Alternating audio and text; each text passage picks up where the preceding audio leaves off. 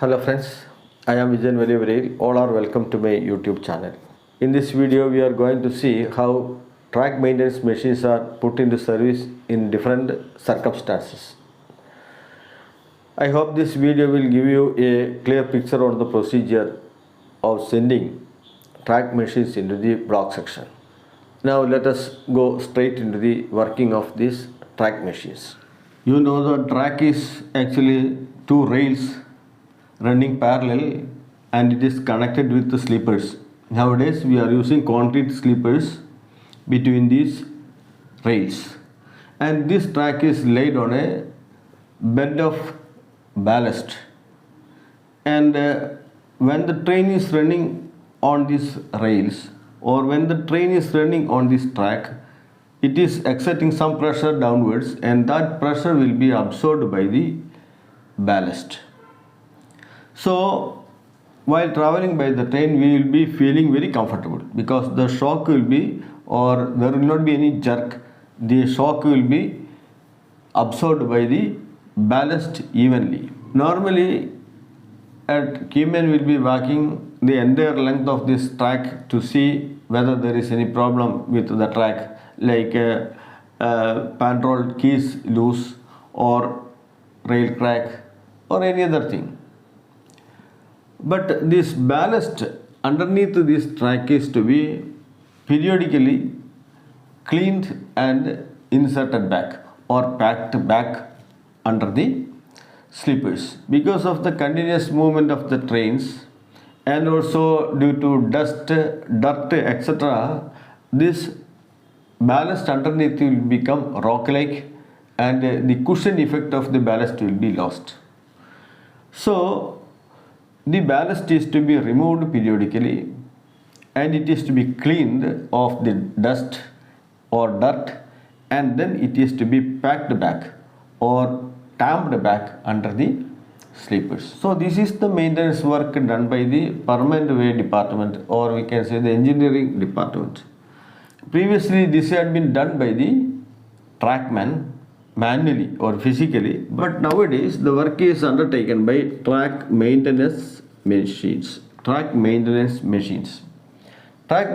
machines are of different type. Normally for this purpose, that is for the cleaning the ballast and pushing back that ballast under the sleepers, we are using three machines. The first one is BCM. BCM means ballast cleaning machine. That machine, what it will do? It will just pull the track up, remove all the ballast beneath these rails, beneath the sleepers, and then it will be cleaned. After cleaning, it will be put back here on the other side of this track. That is what ballast cleaning machine will do. And after this, another machine will be pressed into service, that is BRM, which is called ballast regulating machine. Ballast regulating machine, what it will do? This heap of ballast on either side of this track will be just pushed towards these sleepers, so that the next machine can easily push back these ballast underneath these sleepers. So that is the ballast regulating machine. So it will connect the ballast which is cleaned by this ballast cleaning machine towards these sleepers. Next machine is TTM. So when the BRM has collected this ballast towards these sleepers, this TTM will be pressed into service. TTM is tight tampering machine. So these are two types of TTMs, tight tampering machines, that will be pressed into service. What they will do? See, this unimatic machine, that will just pull the rails up, and along with that rails, these sleepers will be pulled up, and underneath these sleepers, this ballast, this cleaned ballast will be pushed or packed or inserted, whatever you can call it. Normally we use the term packing. So these TTMs are called packing machines that will pack these sleepers with the ballast ballast will be packed underneath. So unimatic, it will pack only one sleeper at a time. So one sleeper will be packed, then it will move forward and pack next sleeper. That process will go on. Whereas in the case of duomatic machine will pack two sleepers at a time. On either side of these two sleepers, the ballast will be pushed underneath these sleepers at a time and then move forward. Two sleepers will be packed at a time and then move on. So that is what the duomatic will do. Sometimes this BCM, first this BCM, next the BRM, next the TTM will be pressed into service together, one after another. It will go as a convoy into the section and they will do the work one after the other. BCM will remove, clean the ballast, BRM will collect the ballast towards the sleepers, and TTM will push the ballast underneath the sleepers. So the work will be completed. Now let us see how these track machines are allowed in the block section, how they are permitted, how it is working. All these things we will see. So here we have two stations, station A and B, and between this is the block section. Now let us see how the machines are operated in various situations. One, a machine is to be sent from station A to station B like a train, like an engine. It is to be sent by taking line gear from station B. This BCM will be sent from station A to station B.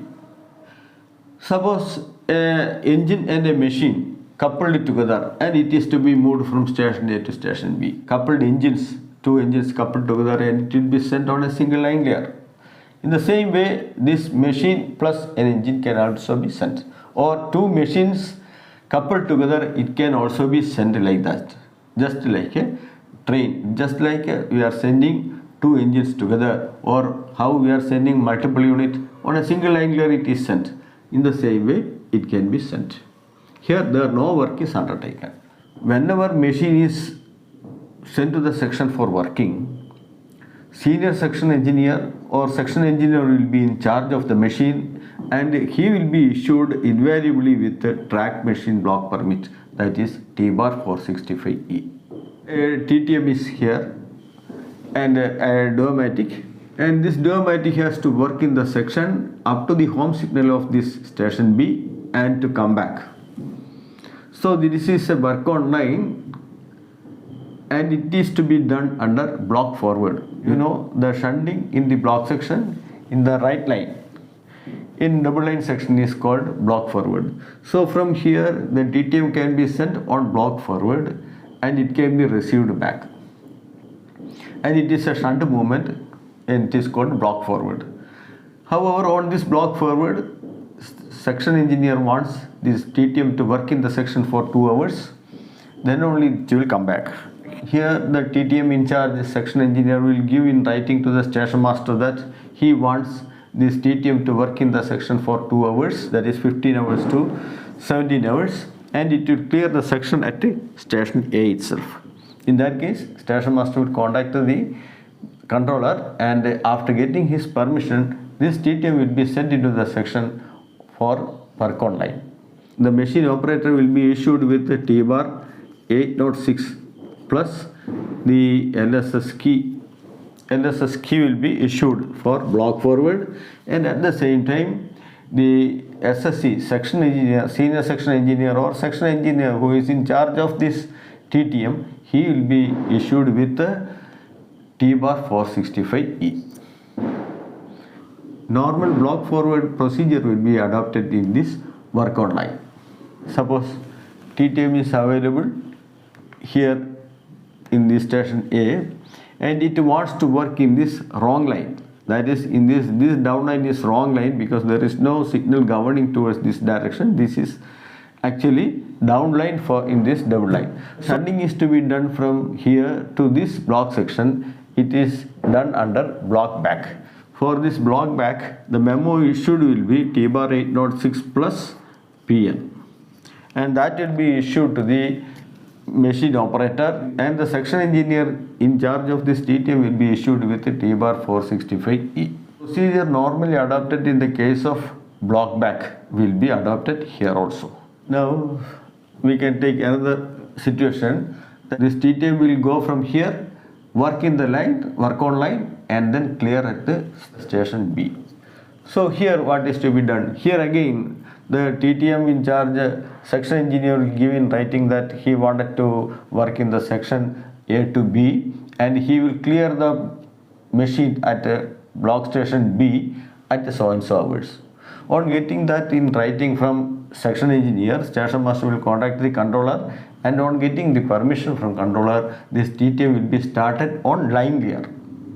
As a train, it will be started on line clear towards station B. Before that, form T bar 465E will be issued to the section engineer. Now let us see how the machines are worked in a convoy during line block. Here the section between station A and station B has taken line block, and the line block message etc.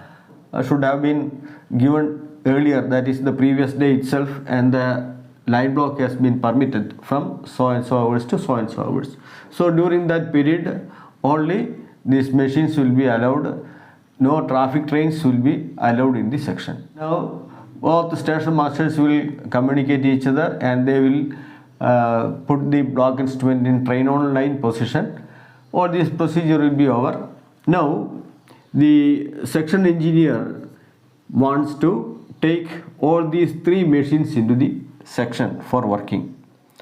So the section engineer will give in writing to the station master that he wants to take the following machines in the order of priority. First BCM, next BRM, next duomatic. Whatever be it, that priority he will be writing into that letter, letter to the station master, and he will also mention at what time he will clear the block section. On getting this letter from the section engineer, station master will contact the controller, and on getting the permission from the controller, these machines will be sent into the section. Here it is important to note that all the machines will be started from the same line. We cannot start one machine from here, another machine from here, like that. All the machines will be in the same line. If they are in the different areas, it should be shunted and brought to the same line before starting into the block section. Now here all these BCM, BRM, duomatic, all these machines are on road 3, and from here it is going to be started.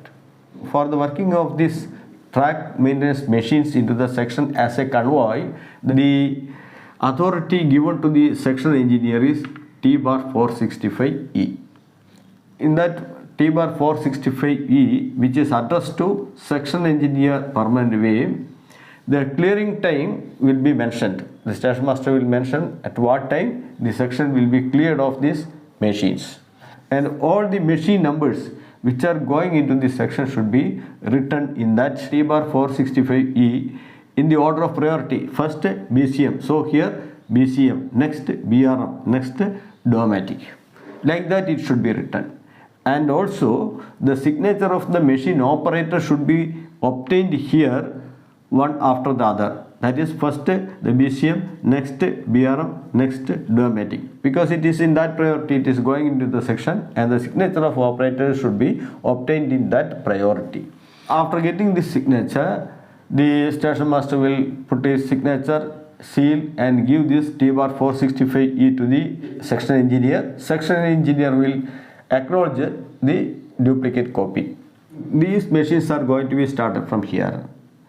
And when it is started, first we can see the starter can be taken off for the dispatch. When the starter is taken off, when the first machine has passed the starter will go back to on position. SM must see that the knob operating this starter signal is kept as such. It is not turned to normal. It should be kept as such till all the machines are brought into the block section. Only after that he must turn the starter knob to normal. So first machine started and it has passed the starter signal at off position. Immediately starter goes back to on position. After that, the traffic staff should give proceed hand signal from here for the other machines. Here the speed of the machines should be 15 kmph. That will be mentioned in the T-bar 465E. And also on reaching here, the section is not blocked for the train, so this advanced starter will be at on. So here this LSS will be at on position. To pass this LSS at on position, this memo will do.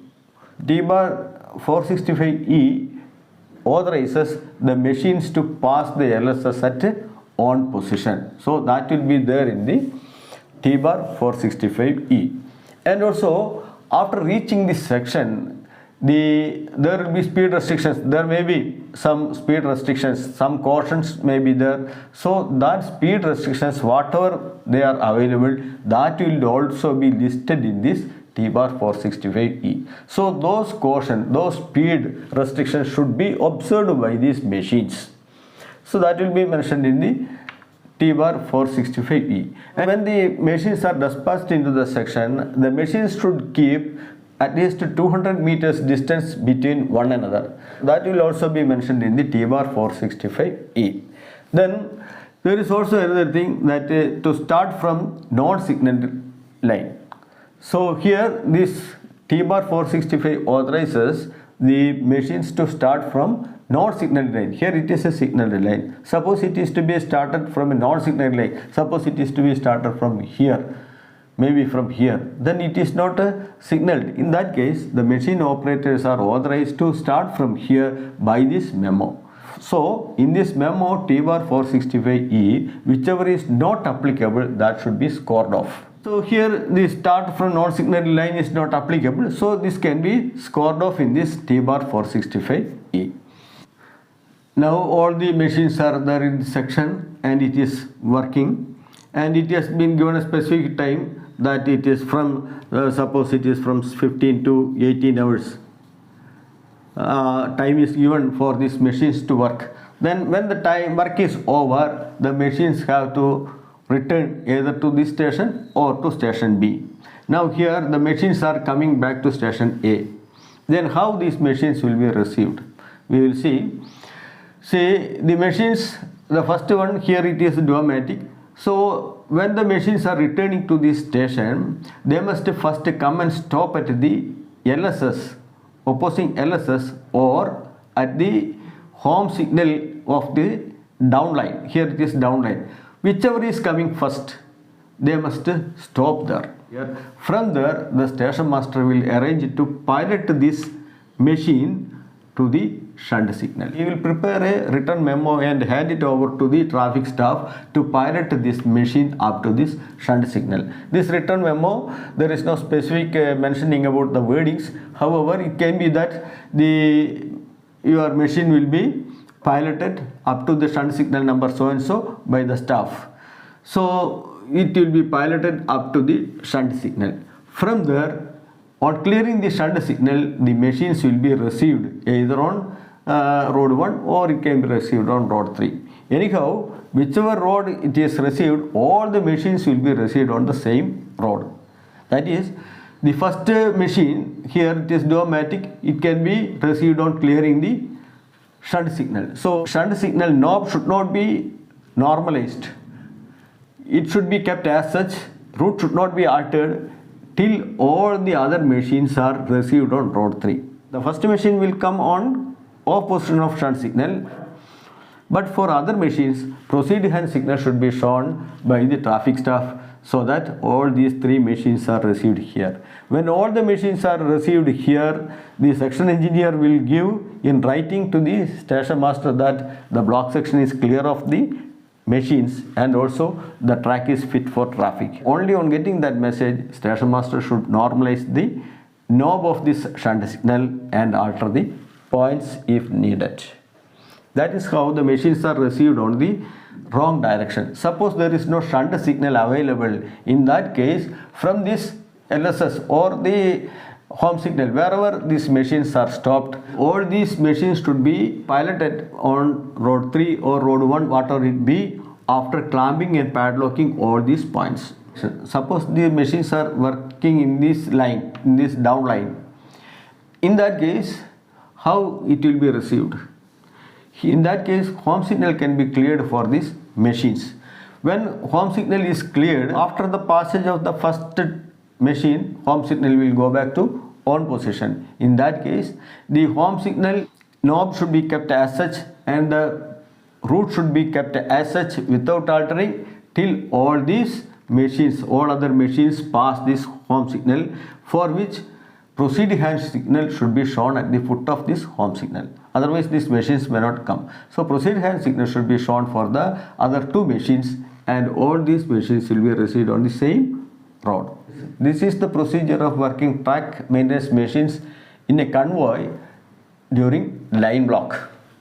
During line block period, any number of track machines are permitted to work in the section.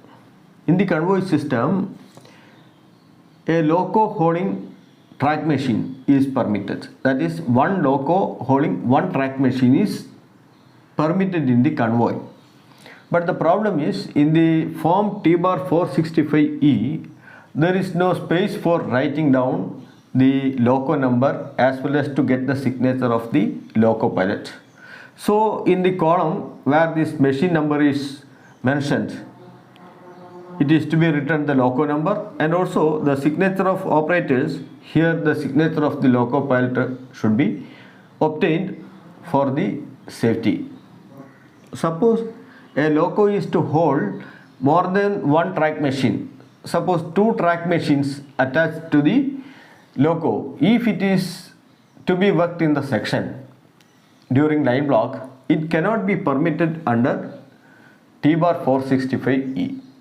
It is to be considered as a material train, and as a material train it is permitted in the block section only under T-bar A 6.2.